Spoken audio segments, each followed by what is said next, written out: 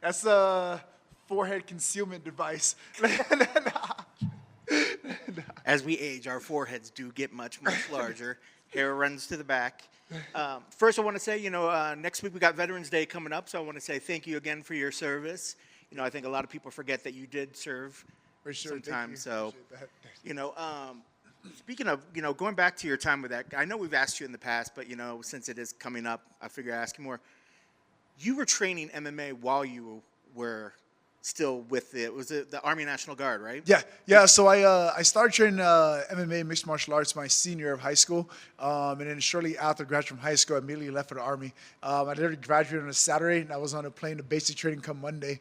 But once I got in the military, there's different options to kind of practice what could be considered mixed martial arts as far as combative training and that kind of stuff. And since I already had a love or a passion for that kind of stuff, I just kind of gravitated naturally towards combative training and that kind of thing. So I was able to work my way from level 1 instructor all the way up to level 4 instructor, and also compete on the Army combative team for a couple of years as well.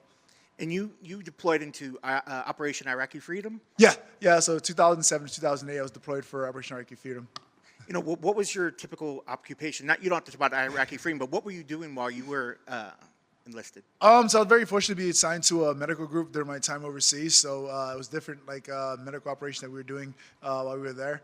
It was just, it's been a pretty fortunate time in my life, just kind of be able to be around fellow comrades and that kind of thing. You just kind of share that experience and be able to be the best help that we can to others during our time there. While you were training, you said you could either take combative training, but you were doing it because it was something you loved. Did you ever envision at that time when you were doing that someday your career would be full-time MMA? No, not at all. I mean, I thought I was in the Army for 20 years. I mean, I definitely had a passion for it. Definitely wish I had an opportunity to ever compete for it full-time. But it was one of those things that I kept submerging myself into it more and more. So it was like doing tournaments on base for Army combatives and doing the combative team that we meet up twice a year for it. And I was like, all right, let me try my hand at amateur fighting. Let me try my hand at pro fighting. So it was just one of those things that I kept progressing at time at the time. And as I excelled at it, I was like, oh, cool, let me take this to the next level. I mean, even when I came back from that deployment, I was fortunate enough to go to school at Southern Illinois University, which is in Edwardsville, Illinois. And just in the town next door was Granite City, Illinois. And during that time, Matt Hughes, Mark Fiore, and Robbie Lauder had opened up his squad. And during that time, I was like, oh, sweet, there's an MMA gym right up the street. So as a 19, 20-year-old kid, I walked in there to kind of get some training with those guys just to stay consistent. And it ended up being a huge blessing for me. Being able to test myself with guys like Robbie Lauder, Matt Hughes, consistent basis, it definitely set the bar high for what I could attain and let me know it was attainable. And definitely, you think of it as foreshadowing. If you're starting your career and and those are the level of guys that you were training with and that you had access to, it certainly bodes well to why your experience and why your longevity in this sport has been there. Yeah, for sure. I've definitely been fortunate. I mean, during the school year, I would spend time down at Granite City training with Matt Hughes and Robbie Lawler. And then during the summer break, fall break, winter break, that kind of stuff, I head back up to Chicago and I'll be training with Miguel Torres. And if you know anything about Miguel Torres and Matt Hughes, those are two completely different fight styles. Matt Hughes is all about taking the fight to the ground, top pressure, ground and pound, and that kind of stuff. And Miguel is a very relentless striker who has good jiu-jitsu, so he's able to fight off his back pretty well. So having a combination of those two guys early on, kind of gave me a comfort in fighting, letting me know oh, cool, regardless of where the fight goes, I'm okay. I'll fight from my back. I'll fight from the top position. I'll fight on my feet. I'll just fight wherever the fight goes. I'm happy about it. I'm comfortable with it. I'm just excited to go out there and fight. Well, it certainly kind of gives insight, too. And I think when people think of your fight style, they don't think of it as just being one particular thing. They don't think, oh, well, he's just a striker, or, oh, hey, he's going to try to do this. Because it seems like, even for when you started, you wanted to kind of have multiple areas where you would be strong in. Did you feel like that time being able to work with guys that were so different, that kind of helped set you up to have a style that was, easy to kind of flow in no particular area? Yeah, I mean, during that time, I didn't foresee it as being able to kind of set my style up, so to speak. Back then, when it came to jiu-jitsu and MMA, we didn't have as much access to the internet and the videos that we have now. Yeah. Back then, we'd be fortunate to have one black belt on the mat. Nowadays, you have 20 black belts on the mat. So back then, when you were training mixed martial arts, jiu-jitsu, that kind of thing, people had their own specific games that they developed, which is something that doesn't necessarily, you don't see it too much in today's today's game just because of how much access we have to information and that kind of thing. I mean, a couple years ago in jiu-jitsu, for example, the whole idea of leg locks and heel hooks just became like, that's what everyone was doing all of a sudden. Where 10 years ago, if you were a guy in the gym that was going for a heel hook, you're considered to be like the quote-unquote a-hole. Like no one wanted to train you because you can tear someone's knee apart kind of thing. But now it's like that's where the game goes kind of thing. So I'm very fortunate to be able to like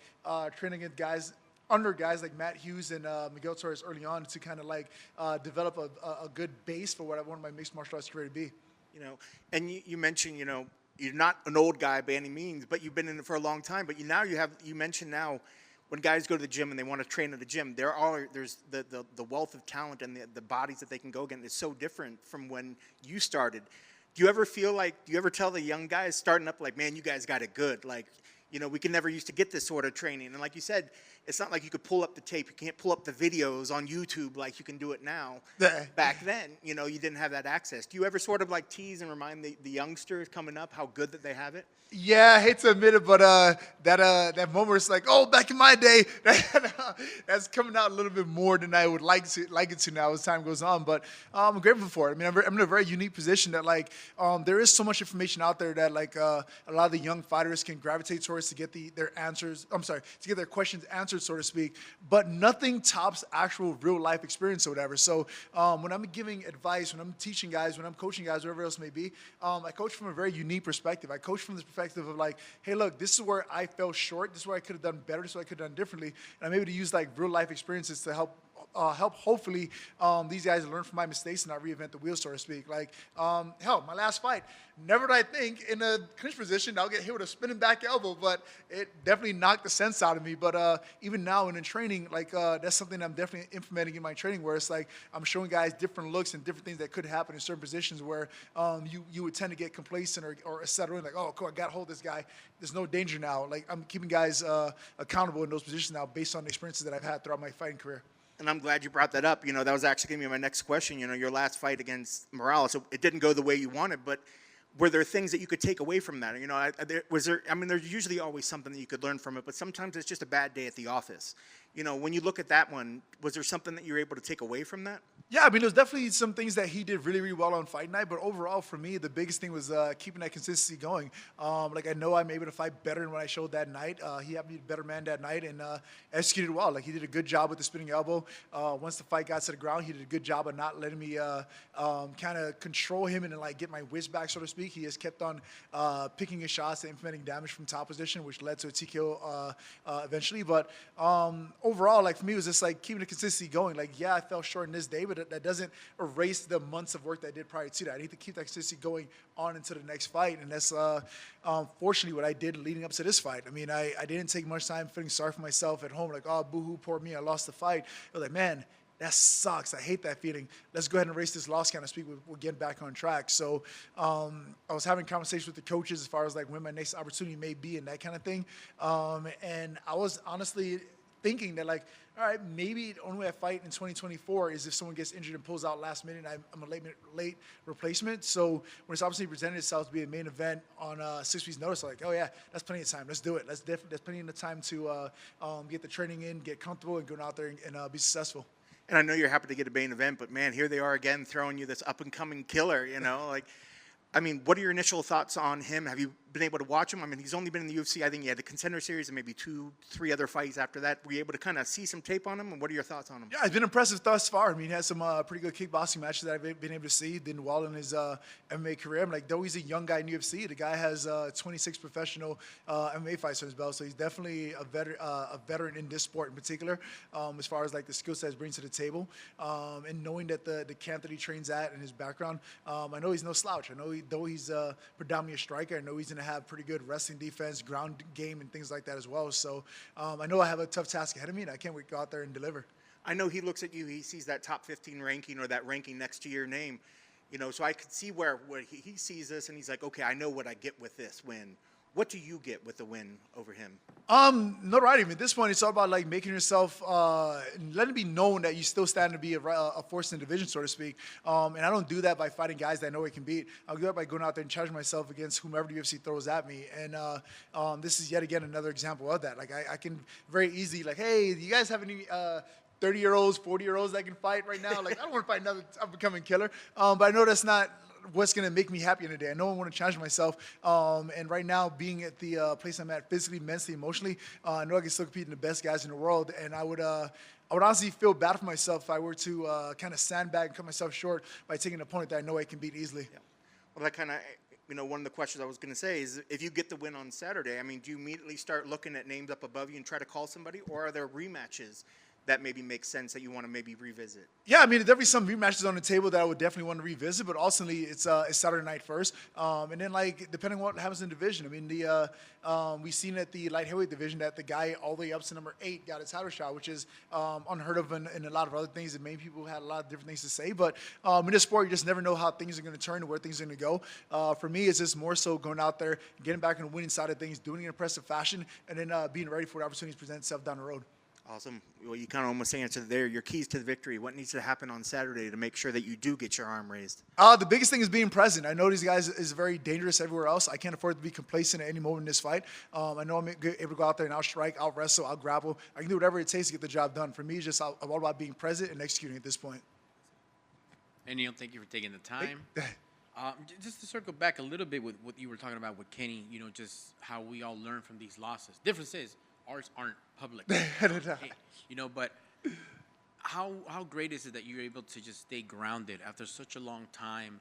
And how is that you can have that mindset? Because from Miguel Torres, WEC champion, Hughes, Hall of Famer, champion, sure. all the way to now, to stay grounded like that. What are the secrets to that? To not let it get to your head and be on another poster and be just happy with the opportunities and still be a smile on your face at all. Yeah, man, even going back to my Army days, it's like it's a gift and a curse. I mean, I remember one of the best songs that was out when I was in the military was like the song called American Soldier. And there was a line in that song that specifically said, I can't call in sick on Monday because the weekend's been too rough. And I think about the course of my career, it's been literally just that. There's been plenty of days that I'm just like, fuck, man, I'm really struggling today. Like, I don't know how to get through this or have this going or have that going on. And I have two options. I can sit there and wallow in it and be like, oh, poor me, I can't make it through. Or I can, like, suck it up and drive forward. And for the most part, I've done that. And for the most part, it's worked out better for me.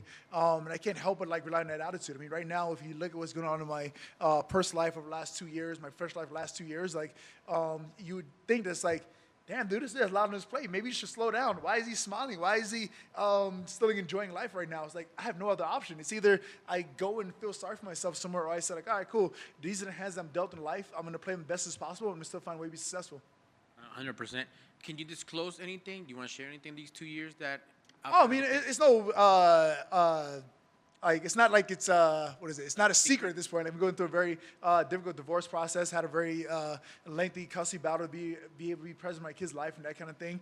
So when you're balancing all of that, it's a very difficult place to find yourself. Where it's like you're going to court week after week, month after month to try to like fight, be present in your kids' lives, and on top of that, you have to show and be a professional fighter at the same time. Even once you've rewarded 50-50 custody in your kids, and you're having to show up, be like, cool, I have to be dad. I can't fall short of being dad. I have to show be the most present, the most active, the most best dad I could possibly be. But at the same time, I have to show and be the best fighter I can be as well. So it's like trying to juggle that balance where it's like I have sparring scheduled on a certain time or a certain day, and it's like, all right, your kid's sick. Well, how do you manage sparring and your kid being sick in the same day? It's like, well, I'm dad. I'm gonna figure it out. So like being able to like balance all that and still find the joy in it, still appreciate it, still find the gratitude in it. I'm just grateful for it all. I'm very fortunate to be here. Man, that's amazing. Thank you for sharing that. That was beautiful to all the people struggling, and say like, man, let me use my man Neil as someone to inspire me.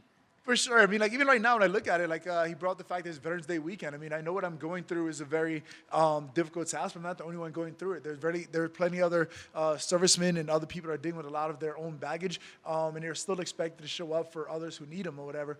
And being given this opportunity, being given this platform, I'd be ashamed of myself to, like, not show up the best I could, not for myself, but as encouragement to others as well. Like, my kids are going to have difficult days ahead of them, and for me to, like, be the guy that kind of falls back, like, oh, life is too tough, I'm going to sit this one out. Like, no, I've never been that person. That's never been a part of me. I've always showed up and rise to the occasion. I see this weekend being no different. No, not at all. And that's obviously you guys are cut from a special cloth. You have to exercise these demons on ESPN Plus for 25 minutes. My goodness. Closing for me, last question, is there any new tricks that we can look forward to this weekend? Because you've been there, done that. been on the poster, been main event. You know what it's like. But how do you keep things fresh? Yeah, so for me, even when it comes to film, like I'm spending less and less time watching my opponent's film and more time watching my own film. From every single fight, I'm able to like take away like, all right, cool. How did so and so beat me? Like, I mean, literally, up until a couple fights ago, I can literally go back and look at fights like Lorenz Larkin, Ponzinibbio, who was the other one? Mike RDA? Fiesta, in particular. I like it, those three guys in particular, and the particular thing that they've done in those fights, and I can actually point out like, oh, cool. If I were to fight me this way, this is how it would come out. And within the first couple minutes of the fight, I can adjust and realize like, all right, cool. This guy's using the Fiesta game plan. This guy's using the Lorenz Larkin game plan. This guy's using this game plan, based off of things that I've seen in myself in film. So for me, it's kind of important to kind of like fill those holes and kind of like.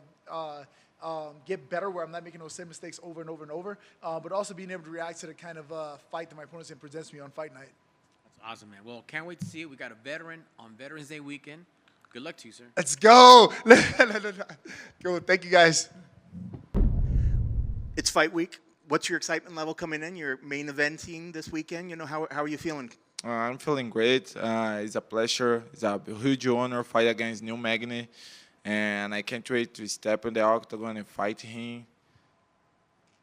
And before we get to Neil, you know, we saw you here for the Contender Series, you know, some years back now. How much has life changed since that Contender Series to where you are now, main eventing here at the Apex? It's changed a lot because it's 10 months, 4 fights in 10 months. I have been training so hard, and to be honest, I'm gonna fight Neil Magny Saturday, and then I looking for a fight in Australia, February, and then take a little break, you know, to take care about my body, my health. But it's good also.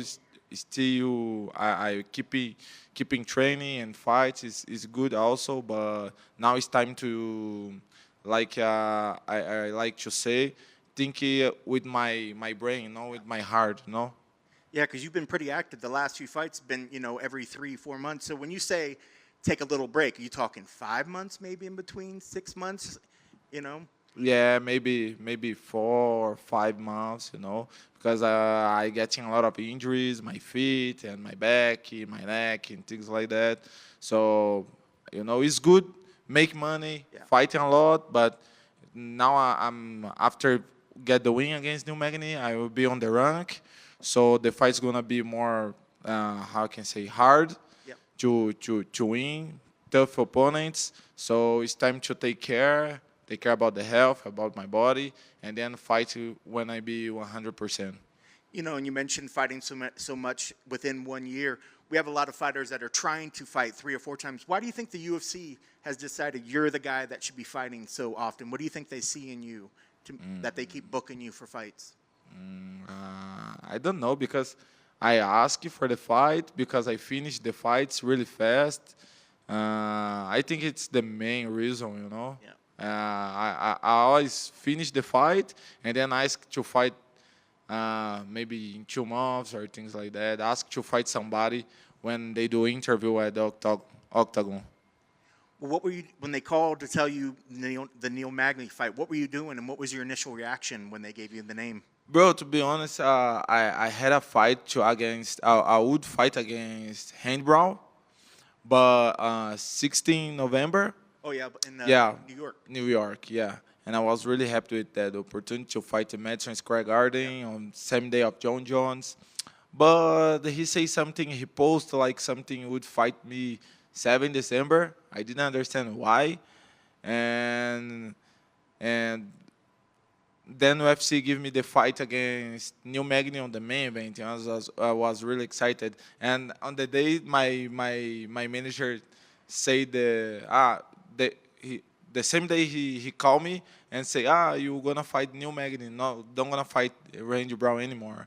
And I was like on the gym, and then he called me and say, hey, you don't wanna fight Randy Brown, but you have a new opponent, but 1 week before. And I was like, no way. I don't wanna fight 1 week before. And he say, it's the main event against Neil Magny. And I was like, of course, let's go.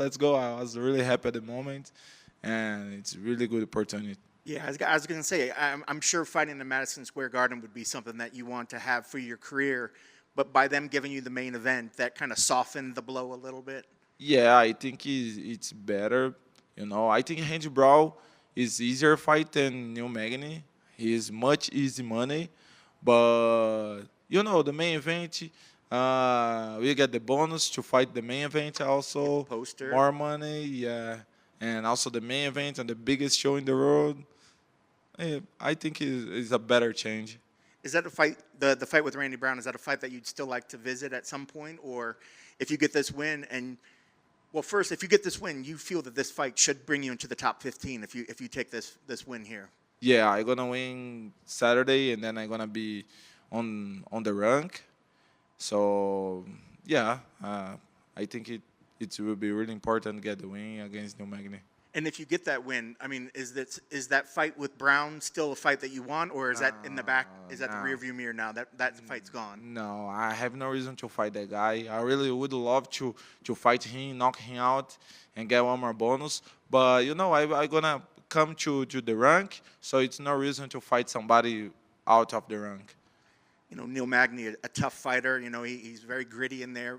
Tell me where he's dangerous and what sort of stuff are you expecting from him out there in the octagon? I expected a really good fight, have a really good cardio. He have a really good strategy. Have a lot of fights in UFC. He know every point of the octagon. He have the guy with the most wins welterweight division, the most fights in welterweight division. So yeah, I need to take care about his experience. He know how to keep the fight on the good way to him. So I need to take care about that. Would this be the biggest win in your career, you think? I think so. And if you get the victory on Saturday, your timeline, looking at 2025, I know this fight could take you in the top 15. Do you think 2025 there's potential you can make it into the top 10, maybe in the top 5? I think so. After I get the win, probably I will fight. I want fight 2 or 3 times maximum in 2025, and probably in Australia, and then 1 or 2 more times. Definitely like staying busy, that's for sure. Yeah. Looking at Saturday, what are your keys to the victory? What needs to happen to make sure that you get your arm raised in victory? I think I need to defend the takedowns and just do what I have been doing the last fights, hurting my opponent and making him give up. Carlos, thanks for taking the time. You mentioned, we're talking about this gritty veteran. That name comes across the table, and you know who Neil is. Besides adjusting to that and acclimating, how much different has camp been for a 5-round fight, a main event fight, more media, more, the lights are brighter? For me, it's not too different, I trained hard for this fight. I did a good strategy with my team. So it don't change too much. I don't think about now I'm gonna fight 5 rounds. So no, I just train to fight. When I do sparring, I don't do 3 rounds. I do 5 rounds and things like that. But for me, it's the same thing. I'm sure for every fighter on their bucket list is to fight, like Kenny mentioned, Madison Square Garden, Las Vegas. But how was the talks like when you first known, okay, I'm going to be on this poster. I'm the main event guy. How was that when you talk to friends, family, your manager? Yeah, I think everybody is happy. My team, my teammates, my family, my mom, my wife, everybody is happy. And, I have been paying the price for the last years, working hard, fighting a lot, and now it's time to shine. How great is it that the UFC recognizes that? A hardworking guy such as yourself, 10-fight win streak, which is crazy, and now you're on this main event. Yeah, it's great. It's great. I see, how I can explain. I don't know the right word, but it's great, I think UFC, they give me that opportunity to see how much they can bet on me. So they recognize you. They recognize your game. You're undefeated in the UFC. How do we stay undefeated this weekend?